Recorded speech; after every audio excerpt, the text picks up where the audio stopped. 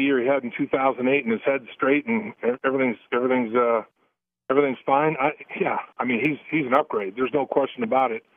I guess I heard he wanted like $8 million a year, and then when he took off, I thought, well, those negotiations died. But then when T.O. came in, I guess they realized that there was some leverage involved in the Bengals side of things, and this might be the strongest suitor, and let's get something done. So it's good to see that they did get something done.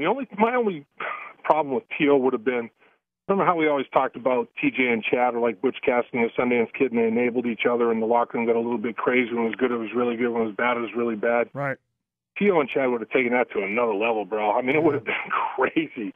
But, and I imagine with T.O., he probably wanted more than a year. He probably didn't want to go through another Buffalo experience 1 year and done, and he probably wanted more than the Bengals, I heard, were in that $3 to $4 million range, and he made $6 last year in Buffalo. So whenever there's any questions about things, always follow the money trail. Bryant must have acquiesced a little bit, and T.O. didn't in time, I guess. There have been, and not necessarily to the extent that T.O. had them, issues that Bryant has had with coaches in the past. Maybe not as many, and maybe not as notorious, but they've still been there. I know he made a big deal a couple of years ago about saying that he was largely misunderstood. How concerned should we be about those things kind of coming up here?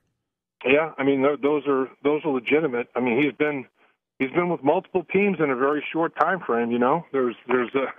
There's got to be a reason for that. Now you wonder and you hope, has the light gone on?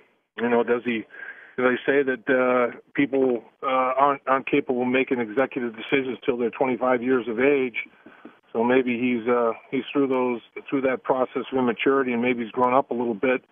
Being 29 years old now. So hopefully they get him at the best, both physically and mentally. And who knows what kind of knowing Mike and the Bengals where they can negotiate. Yeah. Who knows what kind of clauses are in there for conduct and whatever else. Mike's always been known to have a way to kind of glide out of things if necessary. The issues there with the knee caused him to miss 3 games last year. You've been around this franchise a long time. Do you trust that they've done the necessary homework to ensure that he's going to be able to stay healthy and not have a recurrence of the problem?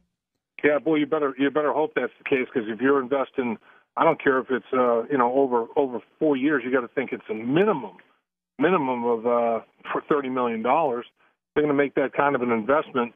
You would think that physically he had to check out A-OK, and I would have done that with multiples, not just one doctor giving the A-OK salute. I don't really know how extensive that was, but if I'm going to spend $30 million, I'm making darn sure that knee's totally functional. T.O. is a big boy, so not many were going to be as big as him. Antonio Bryant's not a huge guy. Is he big enough?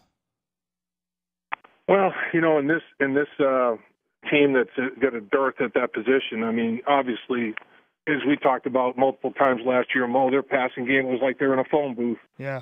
So, I do think this kid can help, but I wouldn't stop there.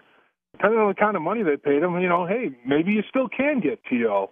Maybe you still put yourself out there in the Brandon Marshall sweepstakes and move a player or two if somehow the price or the value for Brandon Marshall drops way down. But I mean, there are people around the league that think he's in the NFL by the tip of a fingernail. Basically, he's hanging on for dear life with all of his off-field issues. So, but I certainly don't stop there. I draft one. I'd probably draft 2.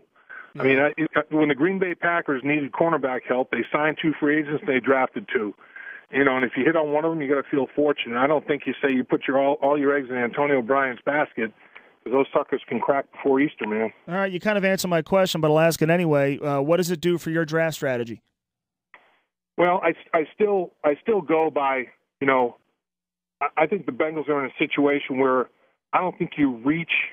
In other words, if there's a guard that's more athletic that you can upgrade at the guard position or defensive tackle or safety or wherever it is, and he's better at number 21 than any wide receiver that's left at 21, I don't think you go reaching, because you're always hoping that player lives up to the level that you drafted him, a la Justin Smith being drafted at 4 when he should have been drafted at about 14. I don't think you necessarily reach, but you still definitely have to get after that position group, both wide receiver and tight end, and I'd say in the first 4 rounds, it's got to happen. You think Brandon Marshall ultimately would be worth a first-round pick? I really do. I think he's a proven commodity. I mean, the 21st pick of the draft is a flip of the coin. No matter what position group you're talking about. I mean, I just think that first-round, draft picks are 50-50 at best, including first-rounders. And Brandon Marshall has proven he can play. You have a guy that's proven he can play. Instead of paying for potential, you're paying for a guy that's produced. I'm much more comfortable paying for production than paying for potential. Yeah. Lap, I appreciate you answering the phone. I know it was short notice. Thanks, man. Anytime, Mo. All right, Dave Lapham on Antonio Bryant gets a reportedly 4-year deal, $28 million. More details with Brunker after a break, and then we'll chat with Joe Reedy. Cincinnati.com Bengals blog covers the team for the Inquirer. Grab your calls as well. 23 from 4, Mo Egger, ESPN 1530.